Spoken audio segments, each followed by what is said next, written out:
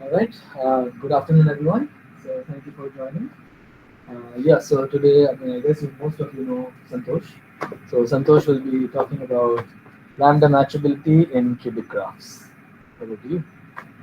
Okay, good afternoon, everyone. Thanks for joining. Let's get started. So, perfect matching can be viewed as a one regular spanning subgraph, right? Uh, this viewpoint will be useful. We'll see why. Now, I want to talk about cuts. What is a cut? We partition the vertex edge into two x and x bar, and each edge that has one end in x and the other end in x bar. We collect all such edges, and that set comprises a cut, and we denote this by partial of x.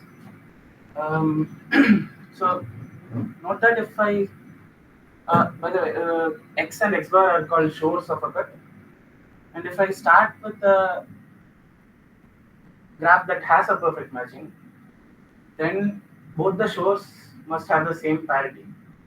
Both should be even or both should be off. Both have even many vertices or odd number of vertices, because the total number of vertices is even.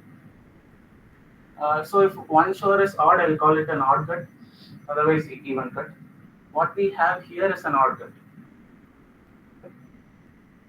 And in particular, the intersection of this perfect matching and the odd cut we have, it is exactly one edge, as you can see, and it's an odd number. And even in this blue perfect matching, again the intersection is 3, which is also an odd number. This is a consequence of the fact that we have a one regular spanning subgraph here, and it's not just nothing special about one here. It is just that f is a spanning subgraph of G, such that each vertex has odd degree in it. One is odd, right? And this happens if and only if any cut intersection the subgraph I'm taking, the spanning subgraph, the parity is exactly same as the parity of the cut. So if I take an odd cut and look at the edges of my f intersection this odd cut, the number of edges I get is again odd, and same for even, and this is if and only. I call this the parity lemma, and we'll be using parity lemma many times, and also odd cuts will appear a lot in this talk. So yeah. And yeah, what is lambda matchability? First of all, we define it only for two connected three regular graphs, and in this talk we'll refer to three regular graphs as cubic everywhere. So cubic is three regular, and yeah, uh, V matching is also a spanning subgraph. Again, just like perfect matchings, such that degree of V is actually 3, and degree of every other vertex is 1. And here is an example. The set of pink edges is a V matching where V is that vertex. It is not exactly perfect matchings, but very closely related to perfect matchings. And for the first time, I think a student of Nishad is talking about something that is not perfect matchings, although it is almost the same. Anyway, and if you look at this, this looks like a lambda, right? So we just decided to call the vertex V a lambda matchable vertex. If it admits such a V matching, it's called a lambda matchable vertex. And we have some notation. Capital lambda of G is the set of all the lambda matchable vertices of G, and small lambda is just the number of lambda matchable vertices. And this talk focuses on lower bound in lambda of G, little lambda of G.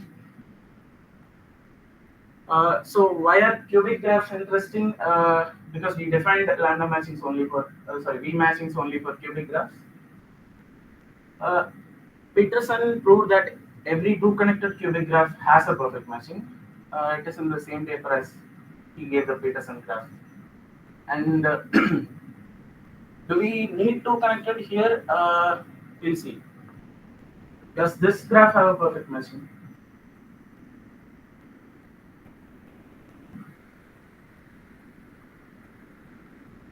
No. Right? If I delete V, I get three components. Each of them have odd number of vertices, and since they have odd number of vertices, they need at least one vertex from the outside to match all of the vertices, and there's only one vertex outside. In general, if I delete k vertices and get more than k odd components, I can't have a perfect match. And if you want a simple example, the previous graph had multiple edges. If you want a simple example, we still have one. So we need two connected there. And this is what Petersen proved, and Schönberger further strengthened this theorem. He proved that every edge of a two connected cubic graph belongs to some perfect matching. And this property, every edge belongs to some perfect matching, we call such graphs matching covered. And if we restate this, we just say every two connected cubic graph is matching covered. And by the way, we will be using this particular observation for cubic graphs. Vertex connectivity is exactly the same as edge connectivity, and this is an easy consequence of Menger's theorem. We'll be using it all over the talk without explicitly mentioning anything about connectivity, but those are just details I'm skipping for in interest of time.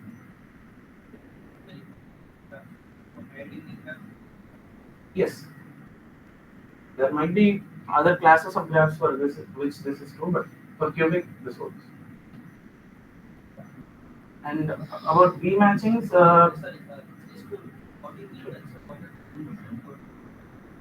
okay, vertex connectivity is if you choose any two vertices, it is the minimum number of vertex disjoint paths you can find from U to V. Same for edge connectivity, edge disjoint paths. So usually edge connectivity could be strictly more. For cubic, it's the same. Yeah. Why are V matchings interesting? Král et al. Showed that every two connected cubic graph has at least n by 2 perfect matchings, much stronger than what Petersen proved. And Professor Murthy and Nishad, they reduced the problems of K4 free and prism free graphs, matching covered graphs, to bricks. If you don't know what that means, it's okay. It is not too relevant to the talks, although we will see what bricks are soon. Next, we'll look at characterization of graphs with perfect matchings. I will define a notation. C odd of G is just the number of components of G of odd order. And that set is a set of vertices such that if I delete the vertices, the remaining graph has too many odd components. How many? More than the cardinality of G. And in the previous slide, we just saw this observation. If G has a touch set, G has no perfect matching. We deleted one vertex, got too many odd components. This is an easy observation, but Tutte in 1947 proved the reverse direction as well. So this gives us a characterization of graphs with perfect matchings. And this theorem, we can actually use Tutte's theorem to prove it. Actually, we will end up proving it. I'll show you. But first, how does one even prove such a statement? Usually in mathematics, here you want to prove that every edge is good in some sense. Good as in it belongs to some perfect matching. It so happens that if you understand the bad objects, then you can prove something good about the good objects. So we ask the question, when does an edge not belong to a perfect matching? So G is a graph that has a perfect matching because we know from Petersen that two connected cubic graphs have a perfect matching. When is there no perfect matching containing an edge UV? Observe that this happens if and only if G minus U minus V has no perfect matching. Like that is just an easy observation. So we'll look at that. Now we just apply Tutte's theorem. So G minus U minus V has a Tutte set, right? So let's say the Tutte set has 3 vertices, and we have at least 4 odd components. But can we make this stronger? Remember, our original graph has a perfect matching and hence has even number of vertices.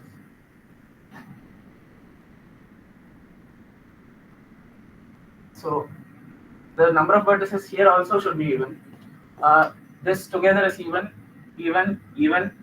and one more is just odd. So there is at least one more. The total number of vertices is even now. But we have 5. It could be 7 or 9 or something according to the parity. But let's say we are sure that these ones are there. We don't know if these are there or not. Now we put back the vertices we deleted, and this set, this B, is a touch set if these existed. So they are not there, right?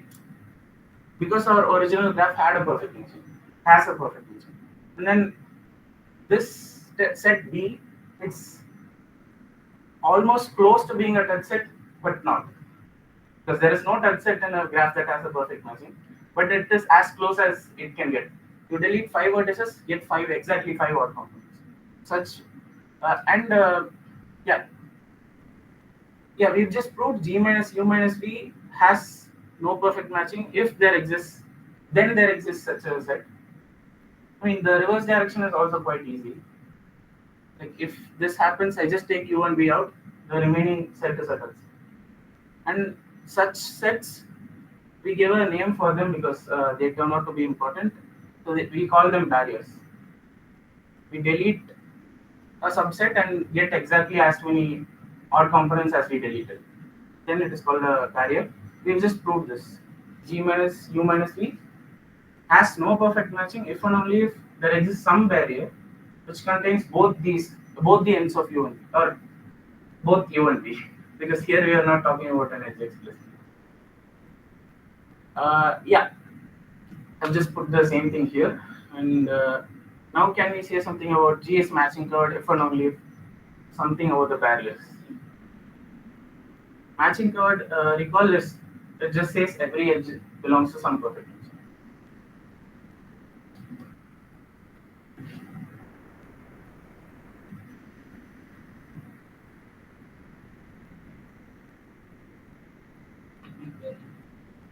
Yes, exactly. So every barrier is stable, because if there is a barrier that is not stable, then that edge within the barrier does not belong to any perfect matching. And by stable you mean independent. yes, independent. There are no edges between them.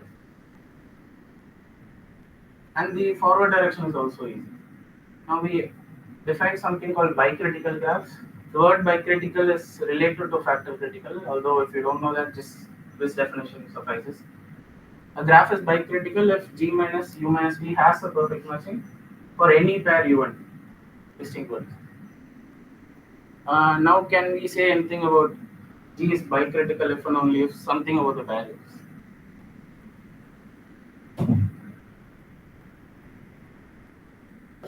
In these corollaries, we are assuming that the graph has a perfect matching. Yes. It might have put it in this slide as well. It's just a continuation.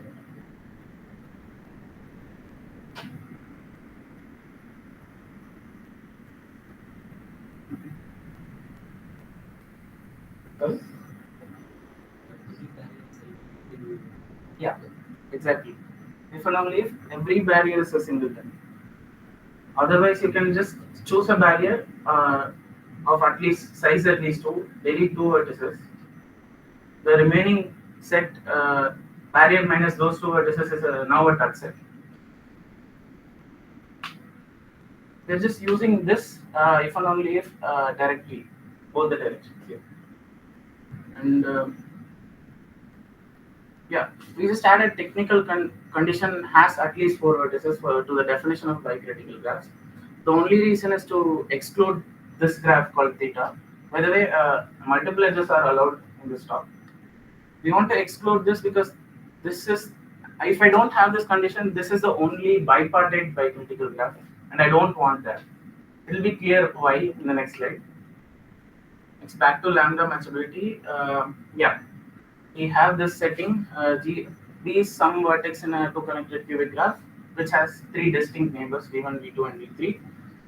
And B is not lambda matchable if and only if some graph has no perfect matching. Any guesses? Just look at those vertices and give the definition of B matching. You can remind them of the definition of the Yeah. dimension. Yeah, V matching, it just says degree of V is 3 and every other vertex has degree 1. And perfect matchings are one regular spanning subgraphs. So we are closely related.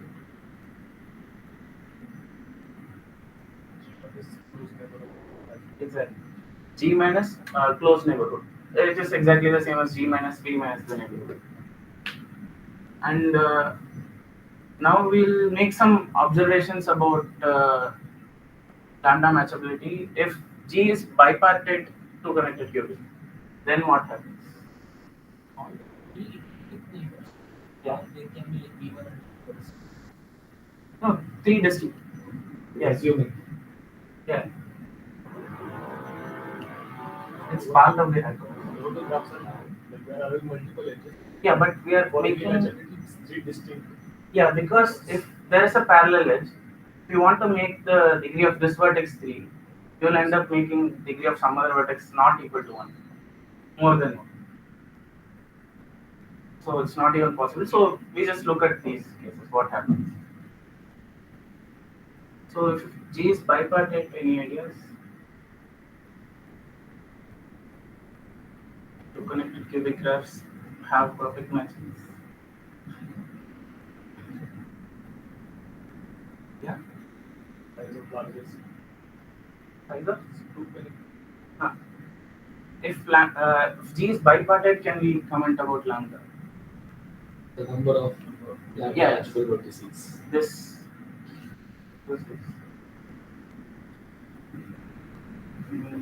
Yeah.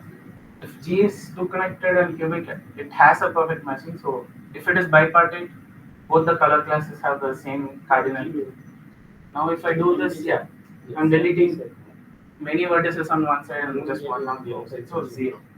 And what about bicriticality? If G is bicritical, just to remind you the definition, G minus U minus V has perfect matching for any given V. That is bicritical. So if I have G is, if I know G is bicritical, then can I say something meaningful about lambda? One could also make a J kind of guess here and be right. Yeah, U of G, that is a guess. Right? Number?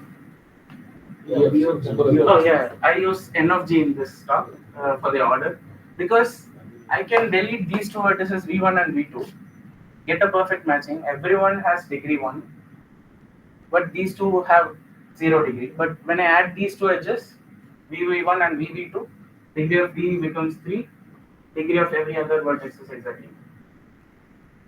Yeah. So we just saw lambda is equal to 0 for two connected bipartite cubic graphs. But yeah. Oh yeah. You mean yeah. I'm talking about for V at least there is no parallel edges. For bicritical, if G is bicritical, there is no parallel edge. That is, yeah, it's kind of hidden here, but also because we assume number of vertices that it is 4.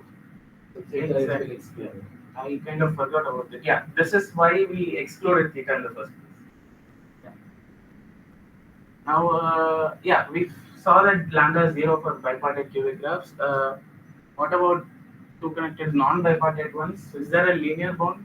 The entire talk is about lower bounding lambda, but turns out there is no linear bond. There are 3 connected non-bipartite cubic graphs of arbitrarily large order, as large as you want, but lambda is exactly 6. I'll show you such graphs. And typically when you bump up the connectivity, you get something nicer, but even if you go to 3 connected, you get only 6 for some graphs. We'll see that. For that, we'll first need a structural characterization of when a vertex is lambda matchable. Now we go back to this. We already saw this. V is not lambda matchable if and only if this graph has no perfect matching. Now we'll just apply Tutte's theorem. Same business.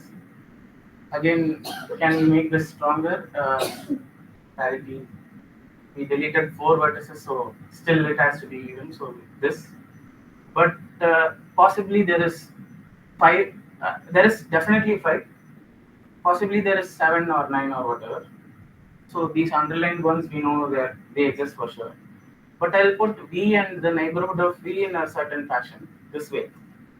So this set, if those extra odd components exist, then that will this set B will become a Tutte set, which does not exist. So this has to be the case.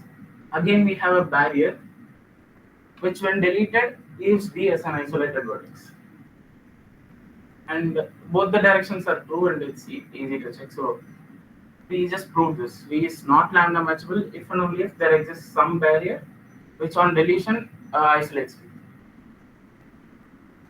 Now we are ready to prove this. First, we'll define what splicing of two graphs is. I've taken K4, K33.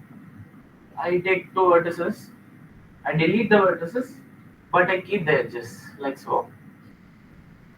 And I join these edges like this, however I want.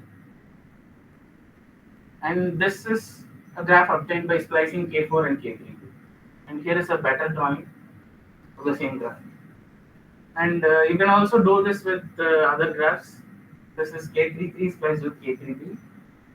And I put this here to show that if you start with two bipartite graphs, splice them, you will necessarily get a bipartite graph. That is easy to verify. Let's now continue with the proof of this. I take any three connected bipartite cubic graph. So L here can be as large as I want. Now I take these two vertices, splice them, and get this. So you're using the K4 splice K33. Exactly. Okay. I'm keeping this K4 splice K33, and then any cubic three connected bipartite. And I splice them and splice at this particular vertex. I get this graph. Now I look at the bottom L vertices here. What happens if I delete them?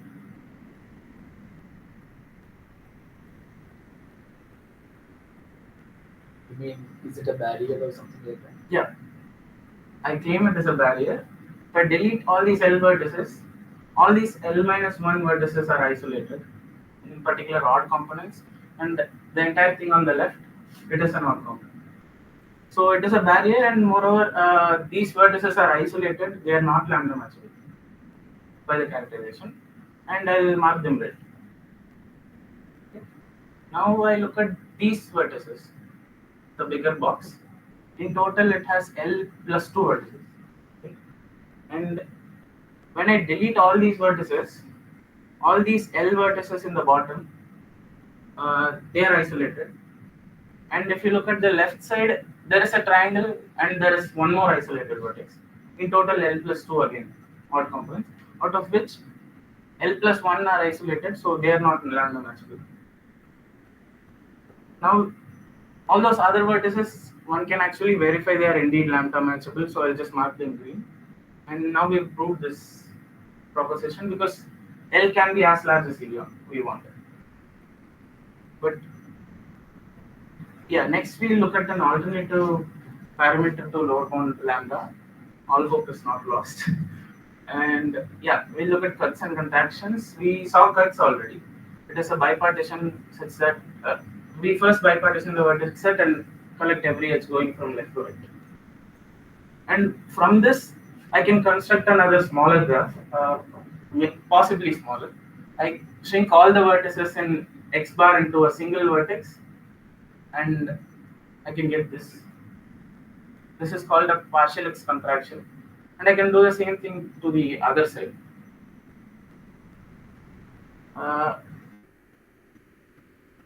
Yeah, any guesses what the partial X contractions of these this particular example? Yeah, we get 2 K4s. And we'll be using this fact throughout the talk. Again, edge connectivity of the contractions is at least as much as the edge connectivity of the original graph. And the fact that for cubic graphs, edge connectivity is equal to vertex connectivity.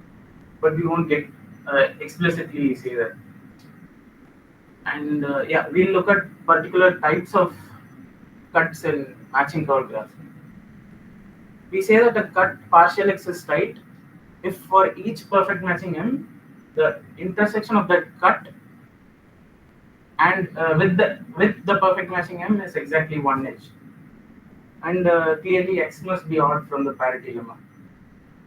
And but we just put this extra constraint that both the shores have greater than one vertex, because I want to get the look at the partial X contractions. I want to get a smaller graph so that I can do induction. But if one of them is one, I'll just get the graph itself back, and the other contraction will be just a K2, which is uninteresting. If I do this, here's an example. Here, partial X has three vertices. It's an odd cut. I'll convince you that this cut is tight. So since it is an odd cut by the parity lemma, again, every perfect matching meets this cut in odd number of edges.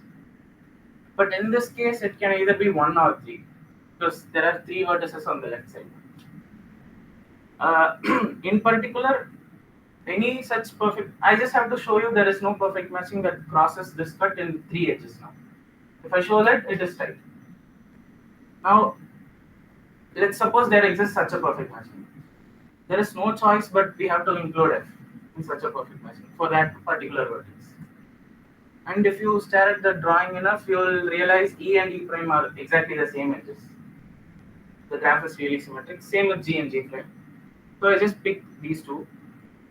So any perfect matching, if there is a perfect matching that intersects this cut in 3 edges, it should look like this. But then these two vertices, there is no way to match them. So every perfect matching intersects with this cut in exactly 1 edge. Now I take the partial X contractions.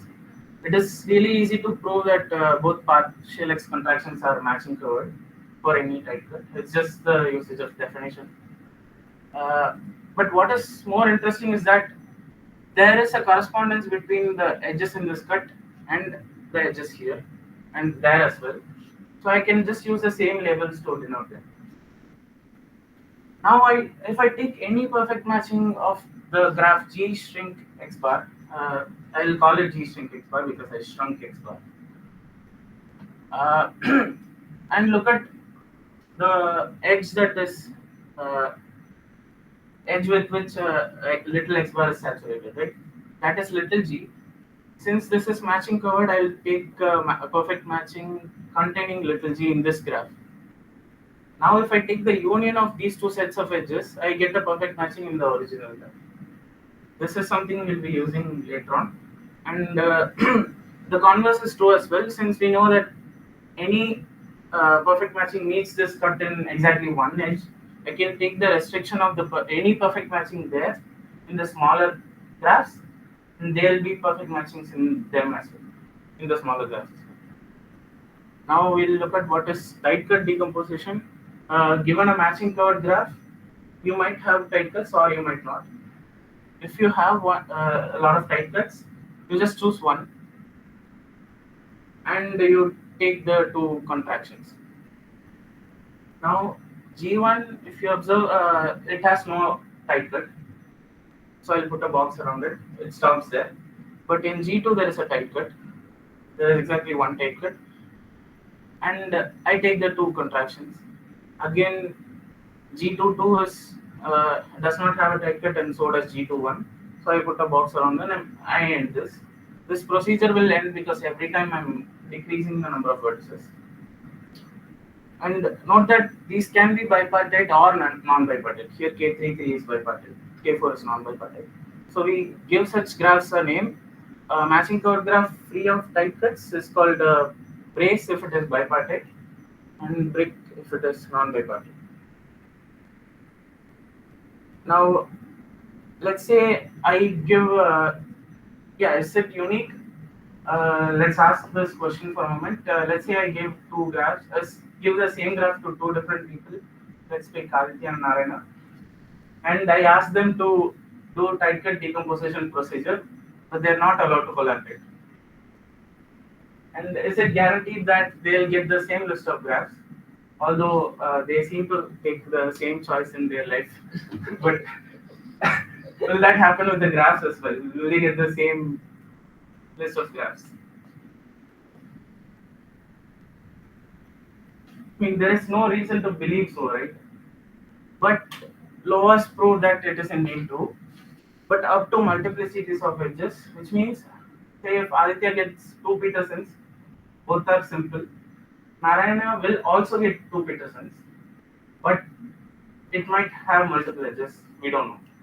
So if you take the underlying simple graphs, both will have the same list of graphs. Now, this B of G, we let B of G denote the number of bricks of G. This is an invariant from Loa's work. And we discussed that splicing two, note that contractions are just reverse of splicing. So we discussed that if we splice two bipartite graphs, we get another bipartite graph. So one would expect that intuitively at least, if you have at least one brick, or if you started with a non-bipartite graph, you'll get at least one brick in the end. Turns out it is true. A matching curve is non-bipartite if and only if B of G equals 0. Sorry, bipartite if and only if B of G is 0. And this is an invariant, and so is the sum of orders of every brick of G. And here comes the main theorem. The number of lambda matchable vertices of G is at least as many as the sum of the orders of the bricks. Yeah. We'll first see some intuition to why it is true. This is just to remind you the same thing. Recall every vertex is lambda matchable in bicritical graphs. Edmonds, Loas, and Poly-Blanc, they proved that for cubic graphs, a graph is a brick if and only if it is bicritical. So from this we can say every brick has order of the brick many lambda matchable vertices. So one would expect every brick J of G contributes at least order of J many lambda matchable vertices to G. And one would expect consequently G has at least beta many lambda matchable vertices. Of course, it's not a proof. We'll see a proof, but yeah, this is the intuition. And recall the graph is bicritical if and only if each barrier is a singleton. Yes, we need three connected, but it turns out in case of cubic, bicritical implies three connected. So for cubic graphs, this is the original statement, by the way, is G is a brick if and only if it is bicritical and three connected. For general, for cubic, this is true. And so for bicritical or bricks, we can observe this statement just by the definition. Every vertex is lambda matchable, and beta is equal to n by definition. So lambda equals beta equals n. I will just write it down. We'll probably use it later. Lambda G equals beta of G equals n of G for bricks D. I mean, every graph here is cubic, so I'm not writing cubic here. In this talk, not every graph in the world. Okay. Yeah. So if it is a brick, we can observe the theorem directly. If it is not, we'll look at non-trivial barriers, because from this we know they exist. And we'll use that as an induction tool. Right now it is not clear why barriers will give us smaller cubic graphs, two connected cubic ones, but we'll see. A barrier just looks like this. By the way, by circles I mean they are odd components, and you might think maybe there are even components, but for matching curved graphs you can prove that if you delete a barrier there are no even components. Even components, I mean components in which there are even number of vertices. So these are the only components. That is easy to prove, and we'll see an example. We get, I mean, this is a concrete example for a barrier. There are 4 vertices and 4 odd components on deleting the 4 vertices. And if I look at these cuts, C1, C2, C3, C4, defined in the obvious way, I claim that these cuts are tight. So I take any perfect matching of this graph. By the parity lemma, since there are odd number of vertices here, there's at least one edge going out for each cut. But from the top, there is exactly one edge coming out of each vertex. By counting, it's clear that it's exactly one edge here, one edge here, one edge here, and one edge here. So these are all tight cuts. What I'm going to do is do several steps of the tight cut decomposition procedure and then stop. First, I shrink all the components here into a single vertex individually. I get this graph, this bipartite. And I also, for each odd component, I keep this, shrink everything else into a single vertex. I get these graphs. These, yeah, as I said, it's just tight cut decomposition, but I'm not quite finishing it. And with some technicalities, of course, this won't happen in tight cut decompositions. I will not consider trivial cuts. I define it to be x at least one, greater than one, strictly. Anyway, but still, the bricks and braces of G is the union of bricks and braces of all of these guys. That is easy to prove, and in particular, this graph is bipartite. I'll never get a brick from it, as we discussed earlier.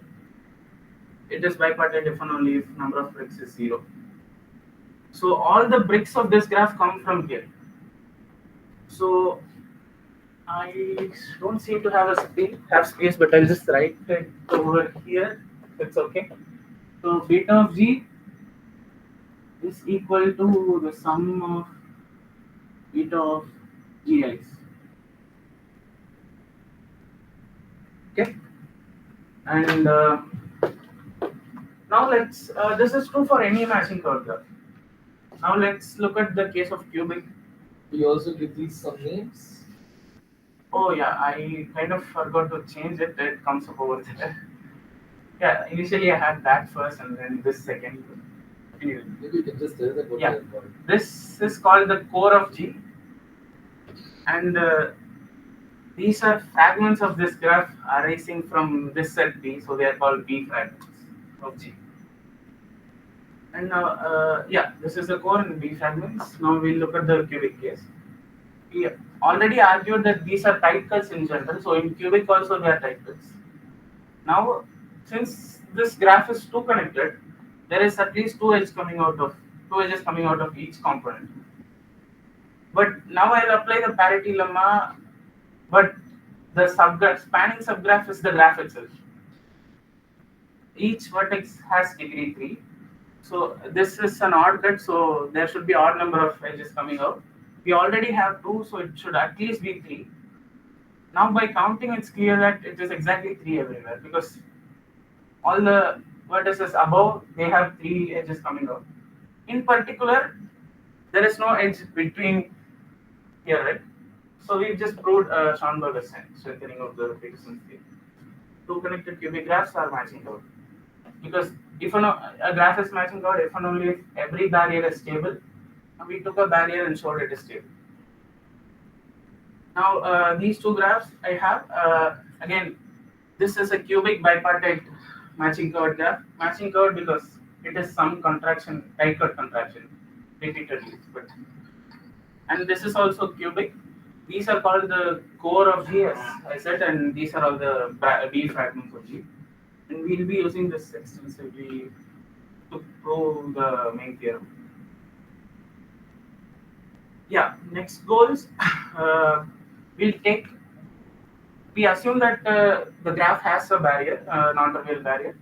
We take any vertex B not from B, and we'll characterize B is lambda matchable if and only if something. Same for the vertex little b in the barrier B, something. And next we'll prove the main theorem. So now let's take a vertex B in some odd component. I mean, if it's not in the barrier, it's in some odd component. Now assume B is lambda matchable. So there is a V matching. Now by the parity lemma, all of these are at least 1, just as we saw earlier. Again, there is exactly one edge coming out from each vertex. So it is exactly equal to 1. I mean, it could look any sort of it could look like anything, but I just drew straight lines to make the drawing clearer. And now I'll just look at the two C1 contractions. One is G1, and this is the other C1 contraction. I'll just call it G prime. Now observe that in G1 the orange, the restriction of the orange edge is there. B has degree 3. Everyone else has degree 1 because there is nothing that we changed. So we've just proved this. If B is lambda matchable in the bigger graph G, B is lambda matchable in the corresponding B fragment. And what about the reverse direction? Let's assume this happens. Now we'll use the concept of tight cuts. C1 is a tight cut, right? And V1 has some edge E incident with it, orange edge. And I'll take a look at the same edge in this graph. Now take a perfect matching containing E because this is matching curve. Now take the union of all these edges. Now we have a V matching in the bigger graph. So we have proved the reverse direction as well. So this is a barrier, and any vertex here is lambda matchable if and only if it is lambda matchable in the smaller B fragment. Now we'll look at this. Oh, before this, I just want to make one comment which I forgot. Yeah, here there is a clear correspondence between this odd component, this little vertex, and this B fragment. They're all closely tied, right? And same for this. This one we have this vertex and this cut. We'll use this correspondence heavily later on. Now, yeah, for a vertex in B. Yeah, now let's take a vertex little b in the barrier B. We'll see when is that vertex lambda matchable. For now, assume it is lambda matchable in the big graph. We'll take a lambda B matching. Yeah, now again these are all odd. There are exactly 6 edges coming out if you count all the edges, and you want to add 4 odd numbers and get 6. The only way is one is 3 and the other are 1, and this holds in general as well. So this happens. Now I go to the core directly instead of contracting just one thing. I look at the core, and I also look at the B fragment corresponding to the odd component where there are 3 edges going out. I get this. Observe that V2 in G2 we have a V2 matching because there are 3 edges going out, and in the core we saw that there are no random matchable vertices. But there is a pair of vertices whose degree is 3, but everyone else has degree 1. So we just give them a name. H is a 2-connected bipartite cubic graph, and A is a pair of vertices of different color. A and B are pair of vertices of different color classes. An AB matching is again a spanning subgraph M, such that degree of A and B are 3, and every other vertex has degree 1. And observe that this is also has the property that every vertex has degree odd. Again, we'll be using that too. Anyway, what we proved is this: if B is lambda matchable in the big graph, there exists some A in the core such that B comma A is a lambda matchable pair in the core, and in the B fragment corresponding to this little a, this particular G2, the contraction vertex is lambda matchable. So the correspondence is very important here. And what about the reverse direction? We assume this happens. And now I look at the graph we obtained by splicing H and G2 at A2. I get this intermediate graph. In this intermediate graph, I have a B matching. But I can look at this odd component in the original graph, and I can look at the same edge and take a perfect matching there and expand this to a I mean, I can make the degree of all the vertices here 1 and make it bigger, like just like the original graph. So I can get this. It's not working or okay. Okay, now it's working. Sorry about that. Yeah, so this happens. Now we've got a B matching in the original graph. So what we have proved is this is if and only if. Again, to remind you, B is lambda matchable in G if and only if there is, I'll call this a lambda matchable partner of B. There is some lambda matchable partner of B little a in the core such that the corresponding B fragment the contraction vertex is lambda matchable. And kind of forgot to tell you this, but I call this the B vertex lemma because it talks about the vertex in B. And the previous lemma I've written here, I call this the non-B vertex lemma. It talks about the vertices outside of B. And we'll use this particular lemma without proof. This is something I'm stating without proof. If H is a 3-connected cubic bipartite graph, and if there is an edge AB, then A comma B is a lambda matchable pair. And here is an example. You've already seen this graph before. Okay. Yeah. Next, we'll prove the main theorem. First, we'll prove it for 3-connected cubic graphs. Then we'll prove for 2-connected, both by induction.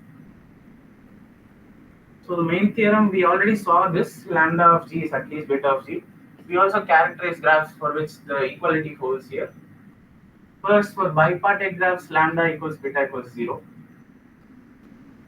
Otherwise, lambda equals beta holds if and only if beta equals n holds. If and only if G is in my family script G. And at this point, some of you might be wondering if lambda equal to beta and beta equal to n, why isn't lambda equal to n in this list? Right? In fact, I had this list, had this as the third point, lambda equals n, and this was the fourth point. I kept trying to prove it. I believed it is true and kept trying to prove it. I did not even consider the possibility that it will be false. And Nishad was like, okay, try constructing an counterexample, and I could construct one right there. Yeah, sometimes things happen.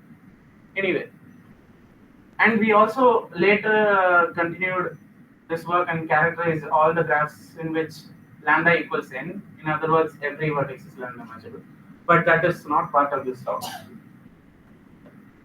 Yeah, here is an example. We already saw this graph before again. The number of vertices is 8. Beta is 4 because we just get exactly one K4. And lambda is 6. I marked this barrier because this is the only non-trivial barrier in this graph. Trivial barriers cannot isolate any vertices, obviously. So, yeah, these two are the only non-lambda matchable graphs, vertices in this graph. Anyway, now the definition of script G. Lambda, we saw that for bricks, lambda equal to beta equal to n of G. We just throw in the bricks in this family. And for any 3-connected bipartite cubic graph H, and any cardinality B many members of script G, any guess what we're going to do now? Yeah. Any graph obtained by splicing A1, B1, A2, V2 simultaneously, we throw this in the family. I keep saying any because in general splicing is not unique, but we don't care right now. Here is an example. K33 is 3-connected bipartite cubic. I take 3 K4s. By the way, this I took K4s only because it is easier to make. I mean, you can take pretty much any brick here, and then or any smaller member of the family which is not a brick, and then splice them.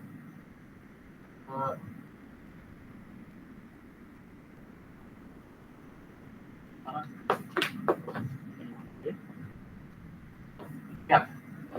So does that mean that this is the smallest member in your family that is not a brick? That is true. because this is the smallest three connected cubic bipartite graph. These are all the smallest bricks. I mean, this is the smallest bricks, and we have three copies of it. Okay. Next, we'll see the easy direction of the main theorem.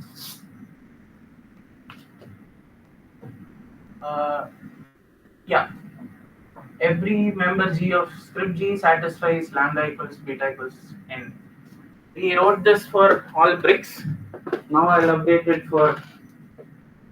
I mean, we'll prove it now, but I'll just update it for G. Every G in script G. Yes. Yeah. And we'll show this first by observing that beta is equal to n. Then by showing that every vertex is lambda matchable, that is lambda equals n. Then we would have proved the entire statement. Yeah, we do this by induction on n, the number of vertices. If G is a brick, we already observed lambda equal to beta equal to n. And otherwise, G is constructed as shown. That was the definition of script G. Now, I mean, just from the drawing, it's clear that the order of n, or maybe I use the induction hypothesis first. Yeah. Using an induction hypothesis on these smaller graphs, I get this. Because they're all from the family. Yeah, they are all from the family, and they are smaller as well. By yeah, and yeah. Now, if you just look at this drawing, it's clear that there is one-to-one correspondence between this odd component and this minus this vertex. They're all the same, and instead of this vertex, now we have B vertex. So the order of G is the sum of the orders of Gi's. That is clear. Now from the induction hypothesis, I can write beta in place of n. But here we wrote that beta of G is the summation of beta of Gi's. So we have this. So we have proved one part of it. Now we'll use the B vertex lemma and the non-B vertex lemma. First we'll use non-B vertex lemma.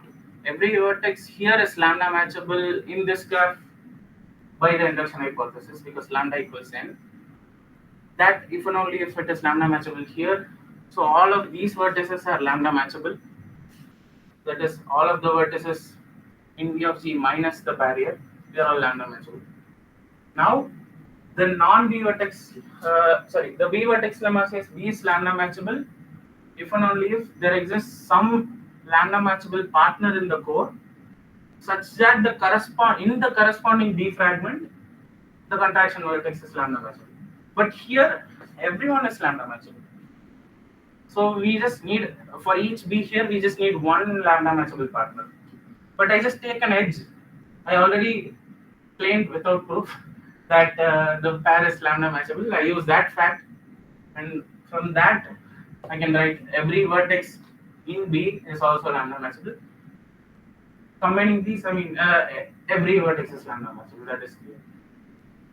Now we've proved for every member of script G, lambda equals beta equals C. Maybe you should pause and ask it.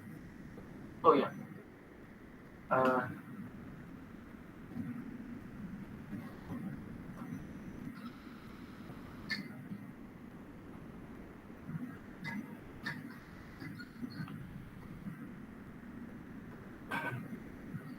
mean, at least this might have been clear, right? The order of this graph is the sum of orders of this, and we just simply use the induction hypothesis to show n is equal to beta.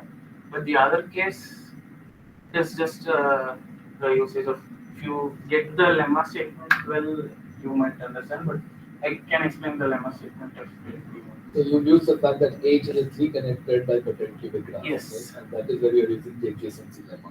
Yes. So for every vertex in B, all the neighbors they form a lambda matchable pair. Yes. And then you just use the numbers. Exactly.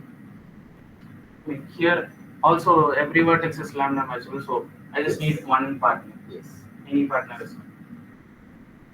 Okay. Yeah. coming back to the main theorem, now we'll try to prove this. So this is very clear, right? Bipartite, then lambda equals beta equal to 0. We'll just remove that for now and put non-bipartite over here. Now we'll try to prove this. In the previous slide, we saw that if it is in my family, beta equals n and lambda equal to beta. So this is done. And for a moment, just assume this inequality here. And this is true by definition. The total number of vertices is at least as many as the lambda matchable vertices. So if I assume this, 2 implies 1. 2 says beta is equal to n. The extremes are equal. So this should be equal as well. Now what remains is this. We have to prove this inequality and everything here. Here we have a cycle. 3 implies 2, 2 implies 1, 1 implies 3. Okay, so we just have to prove this. For bricks, we index on the order. I keep forgetting. Anyway, if G is a brick or bicritical, same thing. The theorem holds. We saw lambda equal to beta equal to n. Lambda is at least beta obviously holds because they are equal. Now, otherwise, we have a non-trivial barrier. Now, I want to use these two lemmas, non-b-vertex lemma and b-vertex lemma, to understand the lambda matchability of these vertices. So, can I use non-b-vertex lemma and claim that every vertex here that is lambda matchable contributes at least 1? So, lambda of g is at least the summation of lambda of gi.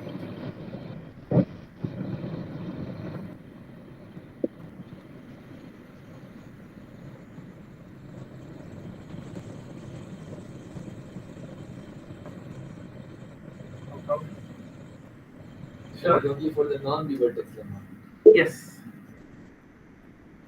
I mean, I can talk about all these vertices here and here, but this V4, V3, V2, V1, they don't even exist in the original graph.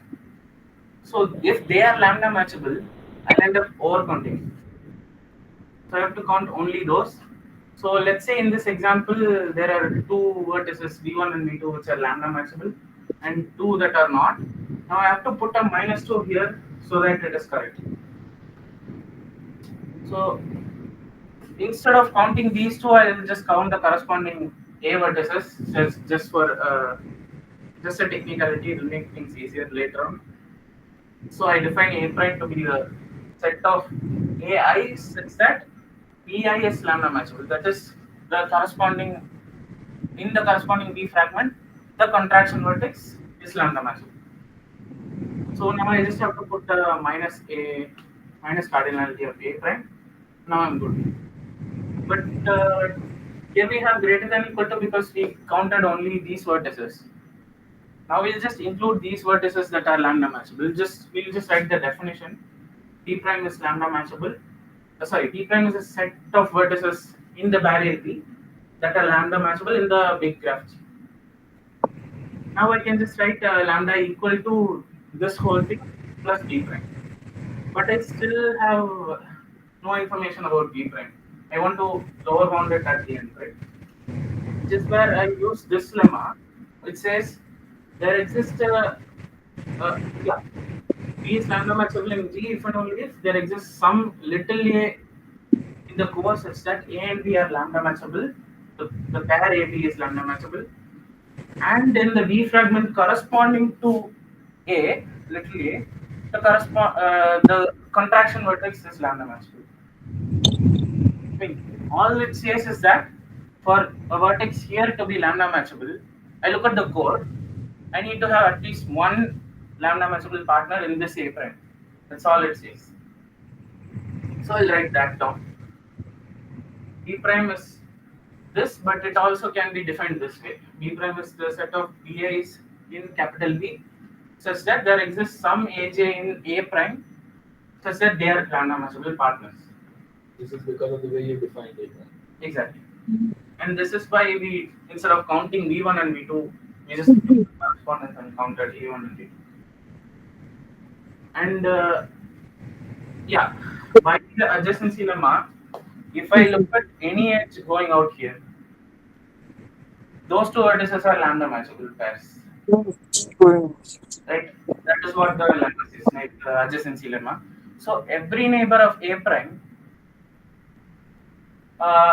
with any vertex, any edge A to Bi, it forms a lambda matchable pair. So any such vertices is part of B prime. Therefore, the neighborhood of A prime is a subset of B prime. So I'll just replace this with this, the cardinality of this, and make this greater than equal to. All good? Now I just do this. I put the minus here and plus there because this is more familiar. Any idea what I'm going to do here? H is a bipartite graph. I'm talking about the neighborhood of A prime, and there is A prime. H has a perfect matching. Sorry? Oh yes. By Hall's theorem, this is at least 0 because the neighborhood is at least as large as A prime. So I just get rid of that. Now I finally use the induction hypothesis. I mean, this is a proof by induction, it has to happen at some point. By the induction hypothesis, I have lambda of gi is at least beta of gi. So if I put combine that, I have this. And recall that summation of beta of gi is exactly the beta of gi because all of these, this core will only give me braces, no breaks. So I finally get this whole chain, and lambda is at least beta. And we are not done yet. We proved lambda at least beta. We still have to prove 1 implies 3. If equality holds, it is in my family. Recall that this is what we had. Lambda is the summation, at least the summation of lambdas, and plus this we had. And we also used the induction hypothesis to conclude this and had this big inequality again. And the summation of this entire thing was beta of g. Then we had this. Now we just have to analyze this equation when lambda equals to beta wholes. First of all, if lambda is equal to beta, then there is a plus this term. This should be 0, right? I mean, lambda equals beta. So that this whole quantity is 0. In other words, this holds. And 2, if lambda is exactly beta, all of these must also hold with equality. If any one lambda is strictly greater than lambda of g will be strictly greater than beta of g. Now we have this. So we just need to, first we'll look at this condition. Earlier we used Hall's theorem to say this is at least 0.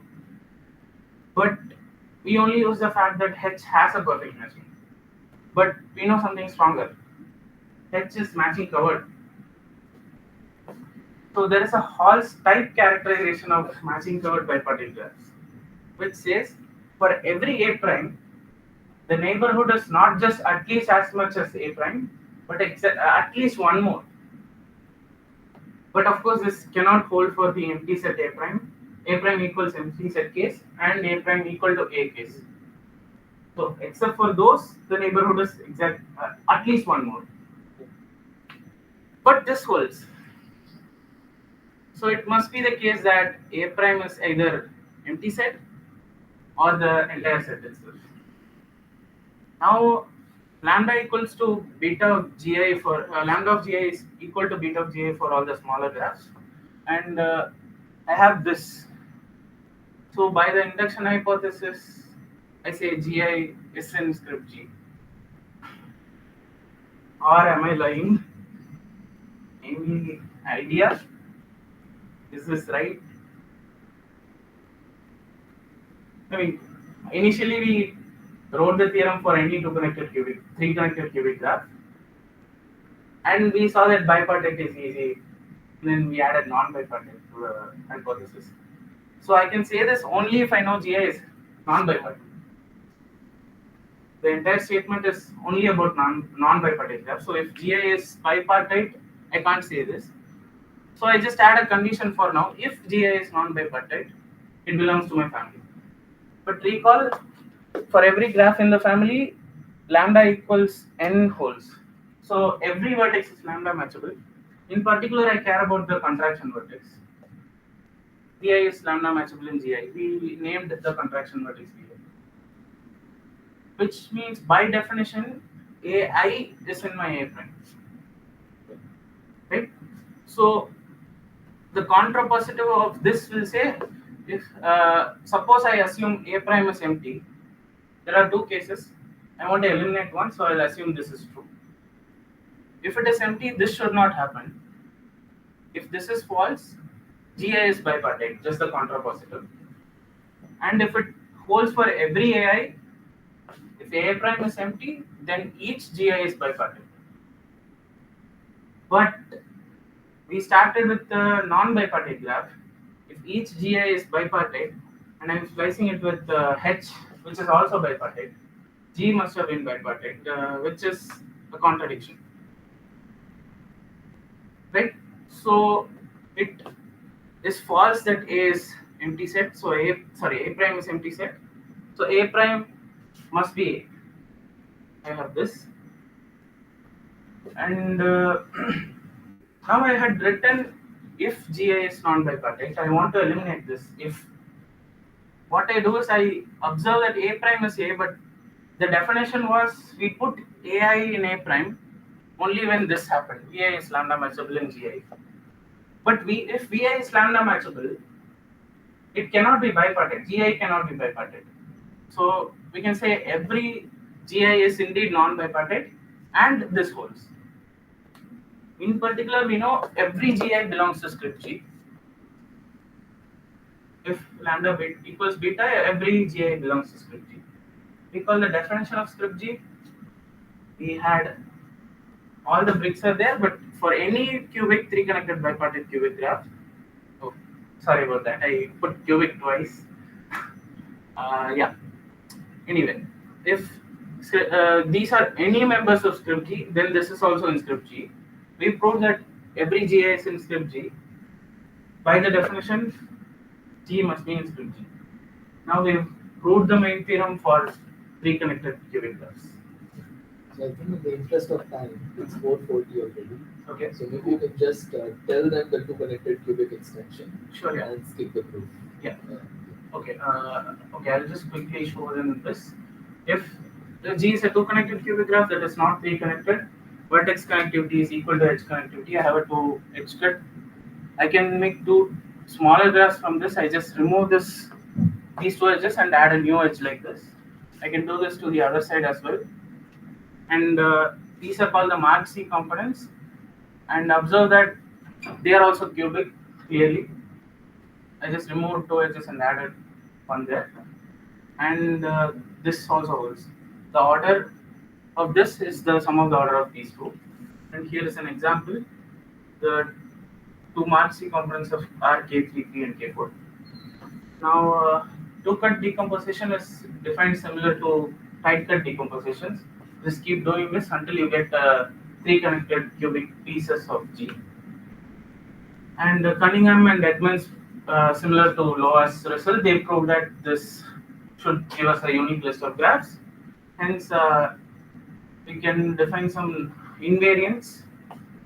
If I'll call them the pieces of G, or the list of three connected cubic graphs you get. Observe this is true because at each step we are splitting it into two, as we saw earlier. And yeah, I define n non-bipartite of G just like bricks, the beta being the sum of the orders of bricks. This is the sum of orders of all the non-bipartite pieces of G. And here is an example. N non-bipartite is 4 because I get one K4 which is non-bipartite and the number of vertices is 4. And now if I skip this, yeah, what we can essentially prove is the set of lambda matchable vertices in this graph is just the disjoint union of lambda matchable vertices here and the lambda matchable vertices here. That is easy to prove. And then I define script G prime from script G. I just say each non-bipartite piece I get after doing the Tutte decomposition procedure, that belongs to script G. This is my family script G prime. And this was the main theorem for 3 connected cubic graphs, and for 2 connected, we just add, instead of 3 we have 2. Here instead of n of G we have n non-bipartite. Here instead of script G we have script G prime. That is something easy to prove using this corollary. And yeah, summary, we saw all this. We characterize vertices which are lambda matchable and which are not. We showed this lower bound lambda at least beta. We characterize the graphs for which equality holds. This we did not see in the talk, but we also characterize the cubic graphs, 2 connected cubic graphs in which every vertex is lambda matchable. And for bipartite, we also gave similar results, structural characterization of lambda matchable pairs. 2 lower bounds, one depends on braces, one just depends on the order, linear bound, on the number of lambda matchable pairs. And we also characterize the tight examples. And that's it. Thank you. I did not realize the time, so. Thank you. Questions? Comments?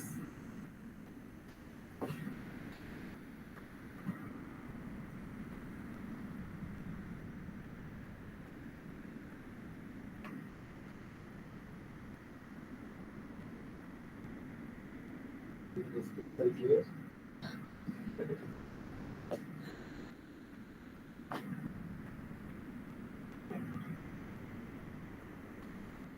No one is asking question, maybe I'll ask something. So, what about general graphs beyond cubic? Okay. Or general matching graphs? Beyond cubic, we can think of 2 different generalizations. The same definition of V matching, where one, we either care about which 3 edges does the degree 3 come from, right? If it has more than 3 neighbors. For example, if we have such a situation, we can either consider this K13 and this K13 to be different, or we can consider only this vertex and the existence of some V matching. These are 2 variants. It seems to be more natural to think about the clause K1 piece instead of the vertex itself. Any claw can be it. Yeah. K1 I mean, one particular reason is using that Professor Murthy and Nishad proved that reduce the problem of K4 free matching photographs and present free ones to bricks, and also using such V matchings, people are able to prove lower bounds on the number of perfect matchings in cubic graphs. So we just asked the question: how many such vertices can a 2 connected cubic graph have? You connected classes, D graphs, R graphs. Yes. Can you do the same for R graphs? A1. Oh, that might be. But But what you mean for R odd? So Odd, this is again yeah. related to the 2 comments. Maybe for R odd or also for R even. R For that's R not even, good. then not. There is no problem. Yeah. Right, for R even it won't do much. So then only for odd R graphs. Yeah. Yeah. K1 3, K1 5, Yeah. K1 7. Yeah. I think this will be the case.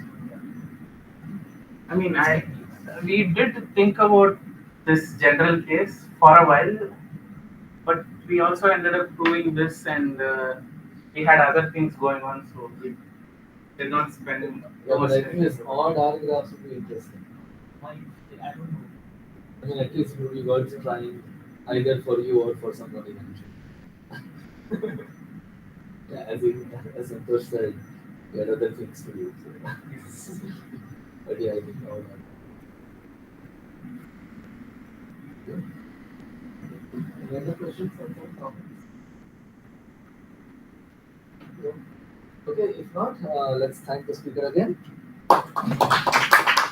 Thank you all for joining. Okay. Let's stop the recording. Thank you. Thank you to the online audience.